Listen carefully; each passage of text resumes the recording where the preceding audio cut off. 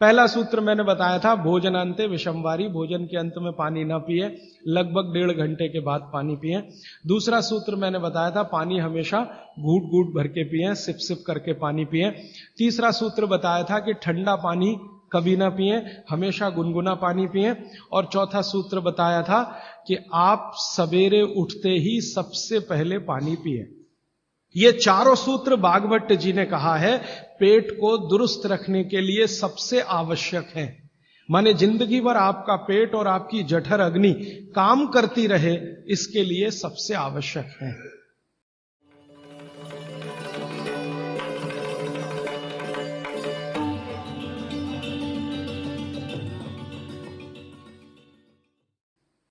भागवत जी कहते हैं कि दैहिक, दैविक और भौतिक तीनों दुखों से जो व्यक्ति मुक्त हो और दूसरों को मुक्त करने का रात दिन प्रयास करे, वही मोक्ष का अधिकारी है। आगे के सूत्र में वो ये कहते हैं कि अगर आपने अपने जीवन के तीनों दुख दूर कर लिए और आप दूसरों के दुखों को दूर करने के लिए कुछ नहीं करते, तो माफ कीजिए, आप कभी भी मोक्ष के अधिकारी नहीं हो सकते। हमारे यहां बहुत सारे साधु संत हैं जो हिमालय में जाके तपस्या करते हैं। तो उनकी जो तपस्या है हिमालय की, वो अपने दुखों को दूर करने तक सीमित है। अगर वो वापस हिमालय से लौटकर समाज के दुख को दूर नहीं करेंगे तो किसी को भी मोक्ष नहीं होगा। भागवत जी की परिभाषा में गृहस्थी होना, माने सदगृहस्थ होना, ज्यादा बड़ी बात है।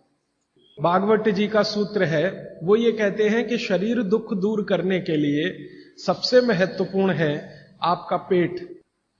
90% बीमारियां हमारे जीवन की पेट से जुड़ी हुई हैं। 90%। 10% बीमारियां हैं जो पेट के बाहर की हैं।